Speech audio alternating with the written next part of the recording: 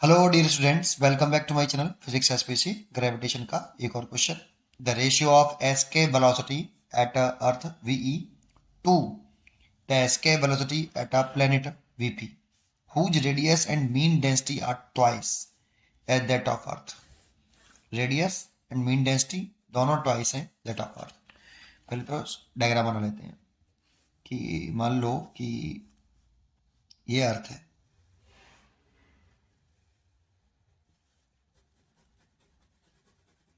ये तो अर्थ है। अर्थ का मास एम है और इसकी रेडियस मान लेते हैं कैपिटल आर और डेंसिटी रो। इसके सरफेस से किसी बॉडी को एस्केप करा रहे हैं तो इसकी एस्केप वेलोसिटी वीई है। इन्फिनिटी पे पहुंचाने के लिए जो मिनिमम वेलोसिटी चाहिए होती है वो वीई है अर्थ के सरफेस पर। और कोई अदर प्लेनेट है जिसकी रेडियस और मीन डेंसिटी ट्वाइस है, तो कोई ये दूसरा प्लेनेट है बेटा जिसकी रेडियस भी इससे डबल है और डेंसिटी भी डबल है। ये कोई प्लेनेट है, इसकी जो रेडियस है ये ट्वाइस है अर्थ की रेडियस, एंड डेंसिटी जो है इसकी प्लेनेट की वो 2 टाइम्स है ये जो ये प्लेनेट की डेंसिटी है। मास भी चेंज हो जाएगा, फिर एम डैश मान लेते हैं।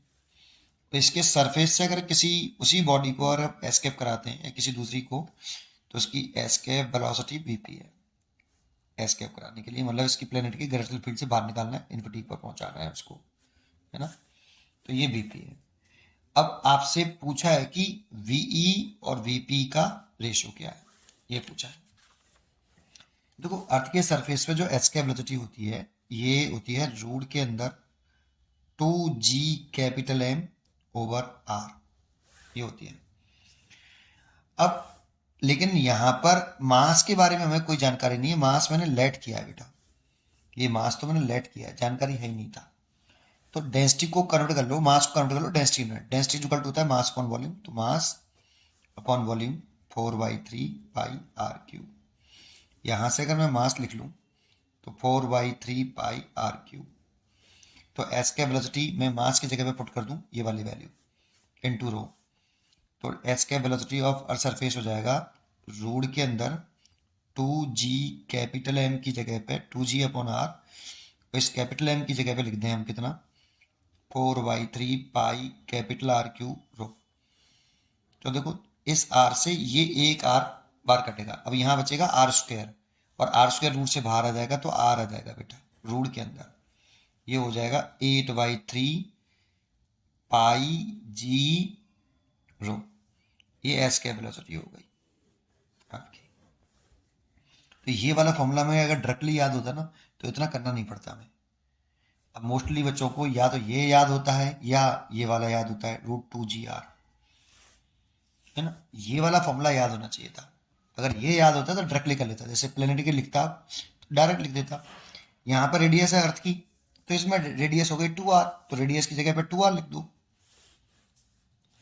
8/3 तो कांस्टेंट टर्म है, पाई भी कांस्टेंट टर्म है, जी भी। डेंसिटी यहाँ पे रो थी इसकी प्लेनेट की, इस अर्थ की, इसकी डेंसिटी 2 रो हो गई है, यहाँ पे 2 रो लिख दो।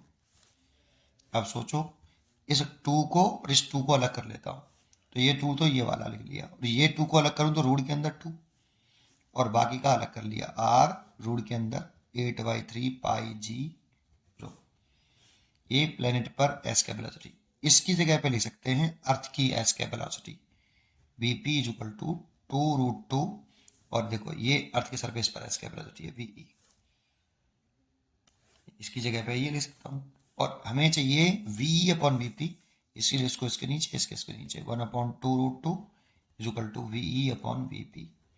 तो वी अपॉन वीपी का जो रेशियो आया वो 1/2√2 आया। ये इसका आंसर हो गया, इसीलिए इसका आंसर हो गया सी। सी इज करेक्ट चॉइस। पढ़ते रहिए और खुश रहिए। Thank you.